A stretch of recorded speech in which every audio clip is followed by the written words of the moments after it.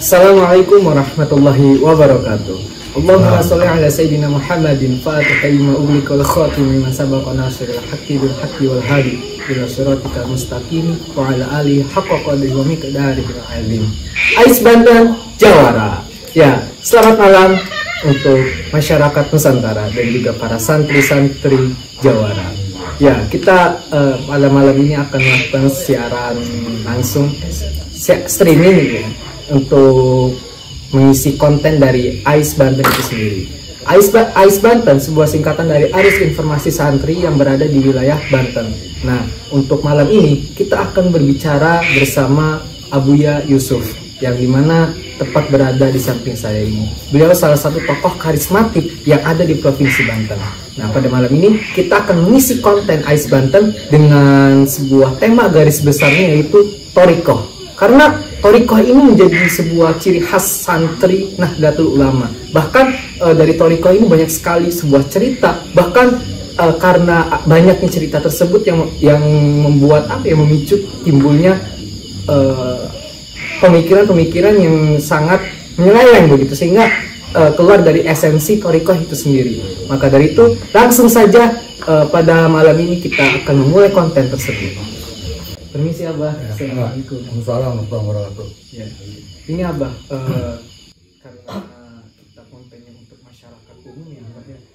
Bahkan nggak hanya untuk santri, kita sasarannya masyarakat umum yang dimana ketika membicarakan Thorikoh itu masih simpang siur Abah.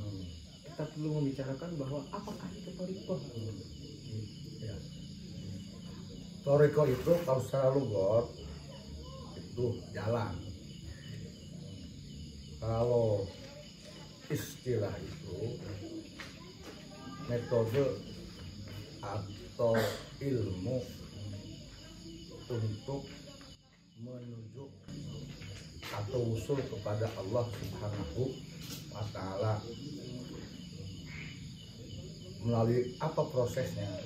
Ke Allah itu prosesnya di mana? Yaitu dengan akhlakul karimah pemeluk thorikoh itu sendiri. Dan akhlakul karimah itu tidak datang ujung-ujung, tapi sebagai akibat atau faedah dari zikir kalimatul ikhlas atau kalimatul tauhid, yaitu kalimat la ilaha illallah atau zikir zat Allah.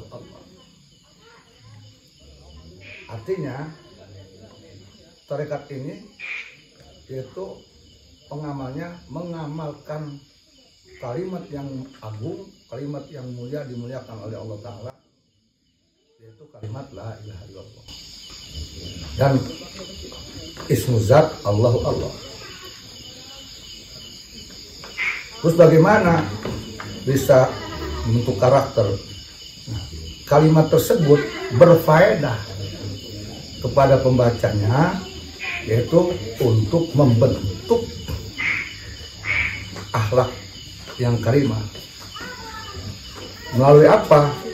Kalimat la ilaha illallah Allah ini sasarannya adalah qalbu.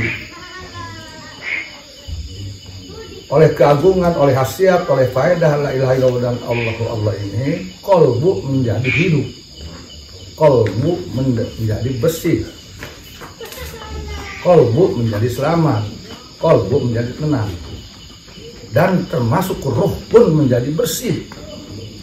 Dari apa bersih? Dari semua sifat-sifat mazmumah menjadi sifat mahmudah.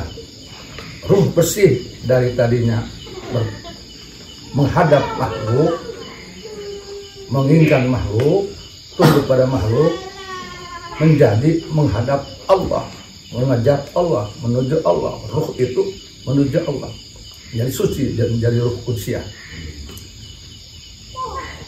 Karena ini ruh menjadi bersih, qalbu menjadi bersih, tentu semuanya jadi bersih, batinnya hanya bersih. Yang ada di batin itu bersih. Apa? Qalbu bersih, zokiyah rasa bersih, sir bersih, ruh bersih, nuqat gaib bersih, roh ibati bersih, semua bersih. Karena semua yang ada di dalam batin ini bersih, sesuai dengan apa yang dikatakan oleh Rasulullah Muhammad SAW, bahwa di dalam tubuh manusia itu ada segumpal daging yang bilang mana daging itu bersih, bersih semuanya, sehat, sehat semuanya. Dua koloni. Nah, karena ini bersih, maka lahiriah pun lisannya menjadi bersih dari menghujat, dari mencaci maki, dari menghina, dari semua dosa. Matanya pun itu bersih, jadi dipergunakan untuk melihat yang maksiat. Intinya dohirnya bagus, bersih, karena batinnya bersih. Nah, inilah terbentuk menjadi takwa fisri walani atau berakhlakul karimah. Nah, orang yang takwa fisri walani, orang yang berakhlakul karimah, pasti itu dekat dengan Allah, wusul kepada Allah, pasti dicintai oleh Allah Ta'ala. Nah, tarekat ini tujuannya untuk mencapai Allah, yaitu tadi wusul pada Allah, marifat, dekat pada Allah melalui proses akhlakul karimah atau takwa fisri walani. Takwa fisri walani ini akibat dari faedah, dari khasiat, dari gabungan zikir la ilaha illallah dan Allah. Lalu bagaimana tarekat? Apakah boleh selain Allah? Tidak bisa, nggak boleh. Tarekat itu tidak boleh dibawa menuju selain Allah, termasuk menuju dirinya sendiri. Si pengamal nggak boleh. Mana selain Allah? Hanya harta, tahta, wanita, masuran, itu tidak boleh jadi tujuan. Nggak boleh jadi tujuan. Bukan tujuan tarekat. Tujuan tarekat adalah sesuai dalam doa tarekat itu sendiri yang oleh dikemas, dibuat oleh Sultanul Auliya Syabukul Jalani, ilahi anta maksudi wa ridhaka matlubi a'tini mahabbataka ridhaka. Hanya itu. Tujuannya adalah Allah yang dimaksudkan. Nah, kemudian mencari ridho Allah dan cinta Allah dan mencari ma'rifat. Itu tujuan tarekat. Tidak selain itu. Itu. Nah, ini Bang, karena kita sedang berada di ranah yang tepat sih guys. Karena kan thariqah secara umum itu banyak yang salah memahaminya Bang. Kenapa salah memahaminya? Karena kebanyakan orang berpikir bahwa masuk thariqah itu dia sedang akan mempelajari sebuah sihir atau sedang mempelajari sebuah hal-hal yang sangat tidak seharusnya dipelajari gitu. Karena apa ya, setiap orang yang masuk thariqah tujuannya berbeda-beda gitu. Nah, kira-kira menurut pengalaman Abah, orang yang apa ya, manusia yang menghadap ke Abah gitu untuk dibaiat itu tujuannya apa aja Bang? Apa untuk memperbaiki diri atau bagaimana gitu Bang? Kalau yang ke Abah, insya Allah semua itu boleh dikatakan tujuannya memang minimal ingin tenang. Jadi ada juga yang tidak langsung ingin ke Allah, ada. Minimal dia ingin tenang, terus ingin tobat. Itu banyak kan seperti itu. Tapi yang datang ke sini untuk tujuan sihir, sakti, dengan mengatasnamakan memakai jubah tarekat nggak ada. Yang sini nggak ada, berani datang sini untuk tujuan itu nggak ada. Kalau datang sini ingin tenang, ingin tobat, ingin bisa ibadah, ada. Walaupun tidak langsung, wah kesini saya biar tobat ingin ke Allah, walaupun tidak seperti itu, tapi setidaknya ingin tenang, udah bibit mau ke sana. Alhamdulillah nggak ada di sini yang datang minta yang aneh-aneh, nggak ada. Dan kalaupun ada nggak bakal dikasih, diusir karena melawan disiplin ilmu tarekat itu sendiri bertojaknya dengan tujuan tarekat. Karena kita sudah mendengar dari pemaparan Al bahwa thariqah yang benar itu seperti tadi nih katakan Al, bahwa tujuan utama untuk masuk thariqah itu untuk menimbai thariqah adalah ingin tenang dan ingin mendekatkan diri kepada Allah, itu yang utamanya. Jadi kalau misalkan ada yang selain itu dianggap penyeleweng. Nah, ini Bang, kira-kira yang menyeleweng dari hal tersebut itu pandangan aku bagaimana ya Bang?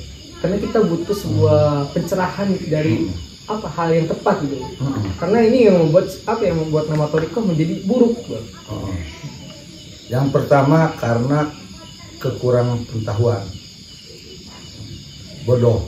kebodohan. Ya. Yang kedua,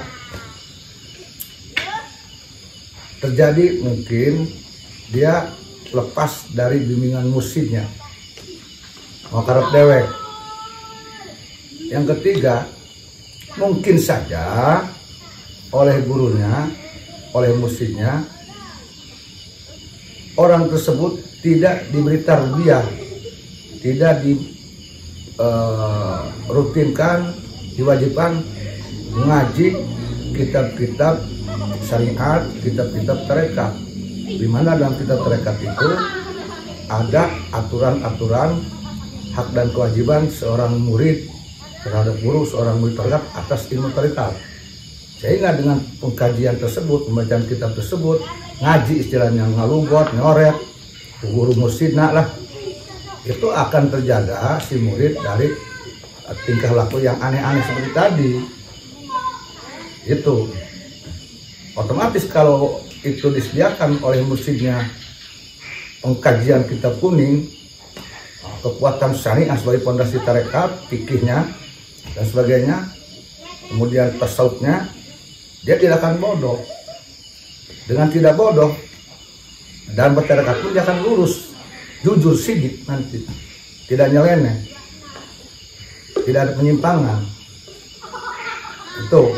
Tapi kalau umpamanya dirinya sendiri itu bodoh, kurang paham tentang tarekat, terobsesi oleh takhoyali, hayalan, ingin sakti, ingin hebat, ingin masyhur, ditambah kemudian dia bertarekat oleh murabinya, oleh mursidnya, tidak dibenamkan kepada pengajian tentang syariah, tentang tarekat, kitab syariah, kitab fikih, kitab tarekat, tidak ada, maka itu mungkin akan terjadi.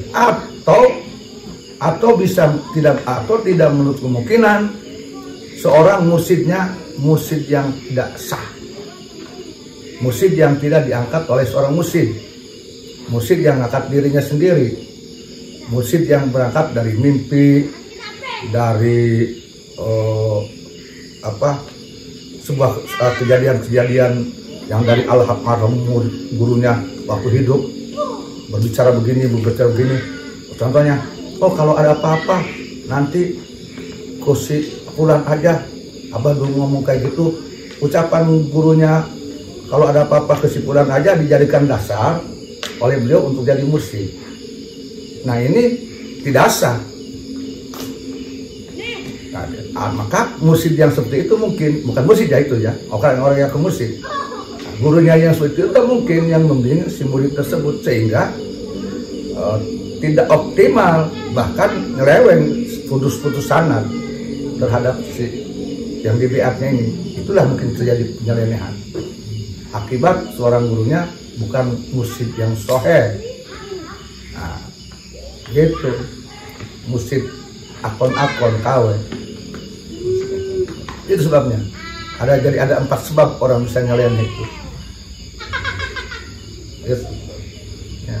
Nah ini Bang, karena seorang mursyid kepada seorang salih itu apa yang membimbing ya Bang? Ya. Nah, sementara dari amalia thariqah yang diberikan kepada salih itu banyak yang menganggap bahwa itu sangat berat gitu Bang. Dari amalia thariqah yang ada, apakah itu memungkinkan untuk dijalankan oleh salih gitu Bang? Begini, kalau mursyid itu memang mursyid soheh yang dihirqoh atau diangkat oleh mursyid itu sendiri, dengan ja'al tuka khalifah lil irsadi, oleh gurunya yang masih hidup, oleh mursyid yang memang mursyid benar mursyid. Mursyid yang seperti itu, apalagi yang mempunyai 5 syarat mursyid, dia tahu ketika akan memberikan pekerjaan atau kurikulum atau bimbingan rohani pada muridnya, dia tahu tidak akan memberikan sesuatu yang muridnya tidak sanggup. Kalau mursyid benar, kenapa? Karena mursyid yang hakiki, yang soheh, dia ada ainul basiroh. Apa ainul basiroh? dengan pandangan kasatnya, ketajaman batiniahnya, bos ini tahu orang ini kalau beri tugas ini nggak bakal kuat. Ainul Basir itu yang sehingga si mursyid bisa memerintahkan si murid yang dia sanggup. Nah, jadi tidak akan pernah terjadi terhadap musik yang memang mencukupi 5 syarat musik. Memberatkan murid nggak bakalan. Bukan musik namanya kalau dia memberikan satu pekerjaan di mana si muridnya tidak sanggup. Berarti musik itu belum ainul basir. Belum basiratun nafidatun. Sesuai dalam kitab Mafakhirul Aliyah, basiratun nafidatun. Karena ciri musik yang kamil, yang hakiki ada kurang lebih kalau tidak salah 5 kalau salah. Yang pertama, zaukun sorihun. Musik ini mencicipi, merasakan segala sesuatu yang berkaitan dengan thariqat, dengan hakikat, bahkan dengan makrifat, baik yang gaib maupun yang nyata, yang miskin maupun yang kasat mata. Zaukun sorihun. Jadi dia dalam hal satu perkara tidak cenah kata orang, tapi memang dia mengalami. Yang kedua, syarat musik itu himmatun aliyatun. Musik itu tidak punya cita-cita nafsu, semangat nafsu, tidak ada. Tetap semuanya bersih untuk Allah, karena Allah Ta'ala hanya ingin mendapatkan ridho Allah dan cinta Allah Ta'ala. Dia bertarekat tidak ingin masyhur, bukan karena ingin diabuyakan, bukan ingin kaya, bukan ingin jadi pejabat, tidak ada. Dia hanya ingin sampai pada Allah, cinta pada Allah, Allah cinta pada dia, ridho pada Allah, Allah ridho pada dia, ingin takut pada Allah Ta'ala. Nah, sehingga dia marifat itu namanya himmatun aliyatun. Yang ketiga, al-ilmun sahihun. Ilmunya sahih, ilmu syariahnya sahih. Apa yang diharamkan oleh syariah, oleh fikih diharamkan. Apa yang dihalalkan, yang difardukan. Termasuk dalam ilmu tarekat. Apa yang diwajibkan dalam tarekat dia wajibkan, apa yang diharamkan dalam tarekat diharamkan. Ilmunya sahih, lurus. Nah, tidak ada penyelengan dengan syariah Rasulullah Muhammad SAW dengan agama Islam. Yang ketiga, halatun mardiyatun. Tingkah lakunya bagus. Tidak ngegibat lidahnya, tidak kotor dari mencaci maki, tidak mencaci umaro, tidak mencaci presiden, tidak mencaci sesama muslim, bahkan terhadap musuhnya sekalipun dia tidak mencaci maki. Nah, condong hidupnya dimanapun, kapanpun, kepada siapapun selalu membahagiakan dan bermanfaat. Setidaknya bermanfaat dengan doa terhadap musuh sekalipun, terhadap yang dianggap oleh dia buruk, dia tidak menghukumi dengan cacian, tetapi dia memohonkan ampun pada Allah agar Allah mengampuni orang tersebut, diluruskan alaqnya bertemu hidayah. Halatun mardiyatun. Terhadap siapapun dia selalu berusaha membahagiakan. Terhadap siapapun, sekalipun terhadap musuhnya, bahkan terhadap binatang sekalipun, bahkan terhadap rumput sekalipun. Halatun mardiyatun. Dia sangat menjaga, menghormati makhluk Allah Ta'ala. Terhadap non-muslim pun dia tidak nyinyir, tidak ada kehasudan, sentimen agama. Tidak. Dia penuh kasih sayang terhadap itu. Itu halatul mardiyatun. Nah, baru kemudian itu basiratun nafilatun. Pandangan batiniahnya menebus rahasia. Musik seperti ini nggak mungkin memberikan satu pekerjaan kepada muridnya yang tidak bersanggup. Ya. Kalau kita melihat dari thariqah itu kan sangat kental dengan 3 serangkai itu ya, syariat, ma'rifat, dan hakikat. Kalau kita lihat dari kita atau hakikat, syariat atau hakikat, syariat atau hakikat, itu tidak boleh. Sementara untuk meningkatkan diri dari 3 serangkai tersebut itu membutuhkan bimbingan seorang guru. Nah, ini banyak sekali pertanyaan-pertanyaan yang beredar bahwasanya ketika kita mengamalkan amaliyah dari thariqah itu apakah bisa tanpa bimbingan seorang mursyid? Jadi seorang salik yang mengamalkan amaliyah thariqah tanpa bimbingan seorang mursyid gitu. Apakah bisa itu ya? Tidak bisa. Tidak bisa. La yufidu dzikr illa bitalqin. La yufidu dzikr illa bisyakhil kamil. Tidak akan ada faedah tanpa ditalkin oleh mursyid, oleh murabbi, oleh mursyidnya, dan tidak akan berfaedah zikir tanpa dibimbing oleh seorang syekh yang kamil. Karena seorang murid itu masih harus dibimbing rohaninya. Rohaninya masih banyak titik-titik tidak aman. Sementara untuk mengetahui rohani dirinya, yang mana yang tidak aman, apa yang disebut tidak aman, yang tidak aman di dalam sir, yang tidak aman di dalam hati, yang tidak aman di dalam ruh, dia sendiri tidak tahu. Kadang-kadang yang tidak aman dianggap aman, yang tidak benar dianggap benar, yang dari nafsu dianggap benar. Maka orang seperti ini kalau ingin lurus harus dibimbing oleh murabbi, oleh mursyid. Karena mursyid itu yang tahu yang tidak aman di dalam si murid itu ini, yang aman ini, yang nafsu ini, yang nafsu ngumpet di dalam kebenaran ini, yang nafsu ngumpet dalam ibadah ini, padahal nafsu. Mursyid itu tahu, makanya harus ada bimbingan guru. Jadi kalau ada seseorang tidak dibimbing oleh guru, nggak mungkin dia berhasil. Tidak ada, karena guru ruhaninya tidak ada. Terus dia mengikuti ruhani siapa bimbingannya? Lebih condong mengikuti rohani yang dipenuhi oleh hawa nafsu. Ini nggak bakalan berhasil. Berarti kalau misalkan seorang salib tanpa bimbingan seorang mursyid, dia bisa dibilang sedang menghadapi sebuah kecelakaan. Sedang menghadapi sebuah musibah sangat besar yang akan mengancam jiwanya. Bukan aja itu nanti di dunia, tetapi pun di akhirat. Bahaya itu. Karena kan seorang salib yang membutuhkan dengan seorang guru itu bisa dibilang lawan senadu lakola masya'a dalam kitab Asy-Syafi'i al-Bukhari.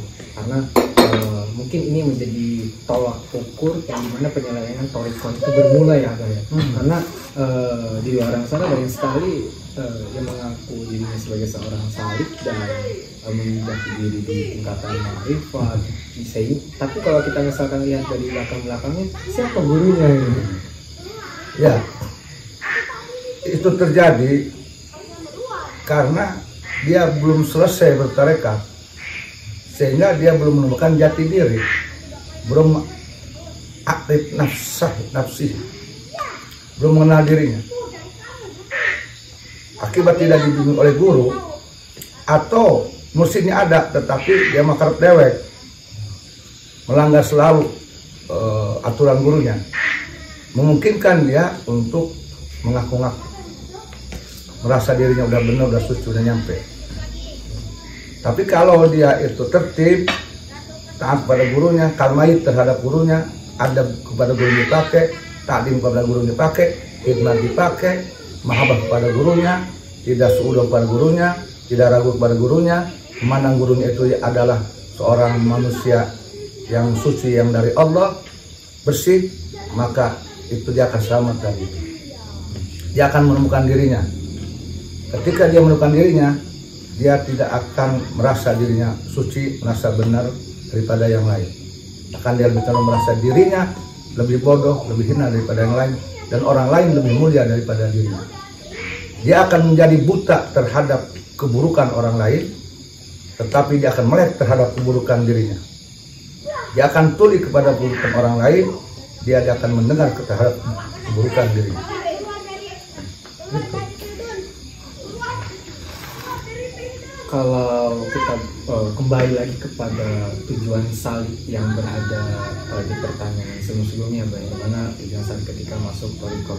Karena di kaum muda ya, ketika ini menjadi pengalaman juga antara saya dengan teman saya gitu. Ketika ada yang diijazahkan sholawat, dia bertanya, keuntungannya apa kalau mengamalkan ini? Jadi kayak seolah-olah bukan untuk menjadi apa ya, jalan mendekatkan diri kepada Allah ya, tapi hanya untuk hal-hal duniawi.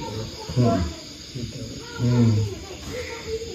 Itu terjadi karena kekurangan pengetahuan, kembali pada kebodohan. Dan sholawat ini itu bukan tarekat. Yang dimaksud tarekat sini adalah zikir la ilaha illallah. Pengamalan sholawat itu bukan pokok tarekat.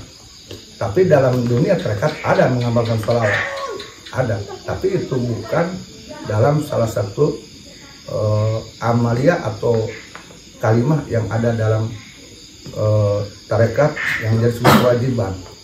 Walaupun tarekat sendiri dibuka oleh sholawat, tapi sholawat yang diamalkan untuk tujuan tertentu itu bukan bagian dari tarekat.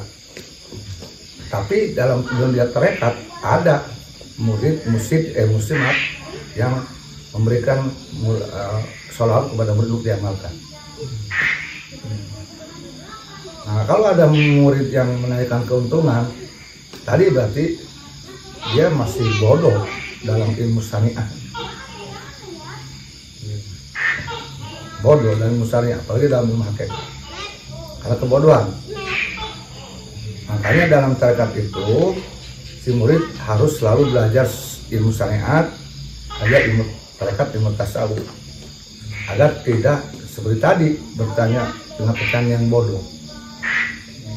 Tetapi kita harus maklum karena memang mungkin baru sampai seperti itu. Kewajiban mursidah nanti akan menjelaskan kepada muridnya tersebut bahwa sholat ini siapa bilang tidak ada keuntungan? Ada. Keuntungan apa? Keuntungan dunia ada, keuntungan akhirat ada. Lalu apakah itu salib toriko itu tidak boleh mendapatkan keuntungan dunia dari sholat? Boleh. Tidak membatalkan kesalikan kok. Sepanjang keuntungan dunia dalam sholawatnya tersebut untuk menunjang kelancaran salibnya, boleh. Yang tidak boleh itu keuntungan dunia dari berkah sholawat untuk dunia, untuk nafsu. Kalau keuntungan dunia yang diharapkan dari sholawat untuk memfasilitasi, menjadi sarana penguatan salib menuju Allah, boleh. Karena segala sesuatu yang membantu nyampainya seseorang kepada Allah, maka itu boleh menjadi wajib. Masalah. Segala sesuatu yang timbul dari sholawat itu bagus. Adapun niat tujuan membaca sholawat tergantung dari si membaca sholawat. Kalau dia makomnya sudah makom butuh kepada Allah, tentu dia akan mengamalkan sholawat tujuannya untuk dekat pada Allah. Tapi kalau makom dia belum sampai ke makom tersebut, makom hakikat, baru makom yang tingkatan muridin tadi, ya, salib yang muridin, mungkin saja dia masih membutuhkan keberkahan sholat itu untuk jadi terwujud sifat materi. Tapi tadi sekalipun itu sifat materi yang dibutuhkan dalam keberkahan sholawat, jika untuk kelancaran salib menuju usul ke Allah, maka boleh. Itu sebutnya zadi takwa, bekal takwa. Untuk bekal takwa boleh, zadi takwa. Yang tidak boleh itu untuk bekal maksiat. Itu yang tidak boleh. Kalau keuntungan sholat berupa dunia kemudian membuat engkau ingat kepada Allah, boleh. Membuat engkau makin ingat pada Allah Ta'ala, boleh. Makin kau dapat keuntungan dunia, tapi kau makin ingat pada Allah Ta'ala, makin bersyukur, boleh. Daripada tidak mengharapkan keuntungan sholawat, tapi makin ingat ke dunia, itu yang tidak boleh. Mendingan orang yang mencari keuntungan dunia dalam sholat untuk lebih ingat pada Allah, daripada orang yang tidak mencari keuntungan sholawat tetapi dia ingatnya kepada selain Allah. Mendingan orang yang bersolat untuk mencari keuntungan dunia, mendapatkan keuntungan dunia dari berkat sholat untuk ingat pada Allah Ta'ala. Itu. Ini adalah satu pertanyaan terakhir ya Abah, dan dimana ini pertanyaan request dari sahabat-sahabat yang asalnya anak dia di kalangan mahasiswa, yang dimana bahwa thariqah yang bernegara itu, apakah thariqah itu memiliki peran terhadap negara gitu? Banget, dan harus negara harus perhatikan, harus butuh pada ahli thariqah, dan thariqah harus membantu negara. Kenapa sebabnya? Di sini ada hubungan sangat kuat, korelasi yang sangat antara thariqah dengan kedaulatan negara. Kenapa sebabnya? Ahli thariqah itu semuanya orang-orang yang penuh syukur kepada Allah, orang-orang yang amanah, karena mereka terbentuk menjadi insan yang takwa berakhlakul karimah. Salah satu buah dari insan takwa berakhlakul karimah, dia punya sifat syukur yang tinggi, punya keamanan yang tinggi. Maka sifat syukur, sifat amanah itu menjadi warga negara, amanah menjadi seorang umat Islam. Maka ketika dia amanah menjadi warga negara, dia akan menjaga negara ini. Amanah ini timbul dari faedah tarekat. Rasa syukur ini timbul dari tarekat.